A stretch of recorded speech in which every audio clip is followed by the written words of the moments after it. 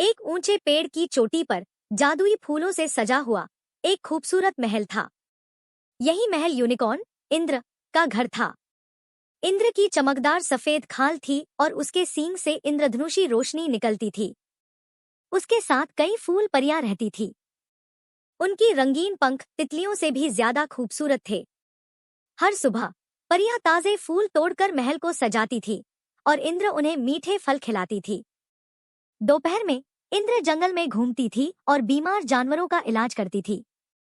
उसके सींग से निकलने वाला जादुई चूर्ण हर बीमारी को ठीक कर देता था। शाम को परियां इकट्ठी होकर गाती थी और इंद्र अपने सींग से जादुई रोशनी फैलाकर जंगल को जगमगा देती थी।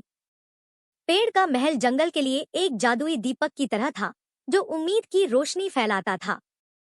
राजकुमार राहुल राजकुमारी परी के लिए एक खास तोहफा बनाना चाहते थे। उन्हें पता था कि परी को मिठाई बहुत पसंद थी। कुछ दिनों की मेहनत के बाद राहुल ने परी के लिए एक जादुई महल बनाने का फैसला किया। लेकिन ये कोई साधारण महल नहीं था। उन्होंने मजबूत कुकीज से दीवारें बनाईं, स्वादिष्ट चॉकलेट से दरवाजे और खिड़कियां सजा दी। छत के लिए उन्होंने कठोर कैंडी का इस्तेमाल किया। महल के बाहर उन्होंने लॉलीपॉप के पेड़, गमी रोड और मार्शमैलो के फूल लगाए। एक स्वादिष्ट नदी सफेद चॉकलेट से बनी थी जो लोजेंज की छोटी मछलियों से भरी हुई थी। आखिर में उन्होंने क्रम्बल रास्ते बनाए जो महल के दरवाजे तक जाते थे। जन्मदिन के दिन परी को देखते ही राहुल ने उसे यह स्वादिष्ट कैंडी का बना हुआ महल दिखाया। परी खुशी से झूम उठी।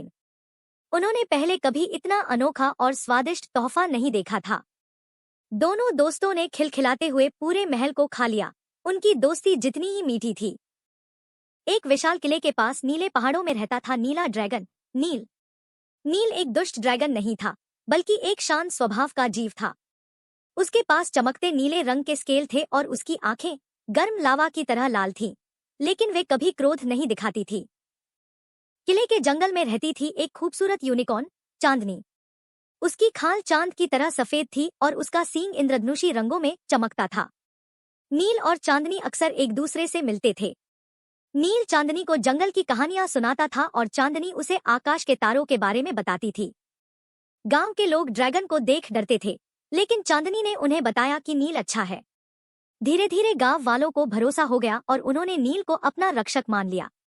अब नील और चांदनी मिलकर किले और गांव की रक्षा करते थे। नील अपनी आग उगलने की शक्ति से दुश्मनों को दूर भगाता था और चांदनी अपने जादुई सींग से घायलों का इलाज करती थी। यह नीला ड्रैगन और यूनिकॉर्न की अनोखी दोस्ती का कमाल था। बुनबुन खरगोश अपने माता पिता और 3 भाई बहनों के साथ एक अनोखे घर में रहता था, एक विशाल बरगद के पेड़ के खोखले तने में बने पेड़ के घर में। सुबह होते ही सूरज की पहली किरणें उनके कमरे में झांकती थी। बुनबुन अपनी बहन टीना के साथ पेड़ की ऊंची शाखाओं पर चढ़कर ताजे फल और पत्ते तोड़ता था। उसके बड़े भाई रॉकी और पीहू जमीन पर घास इकट्ठा करते थे जो उनके बिस्तर का काम आती थी। माँ खरगोश स्वादिष्ट गाजर का नाश्ता तैयार करती थी। पेड़ के घर में रहना रोमांचक था।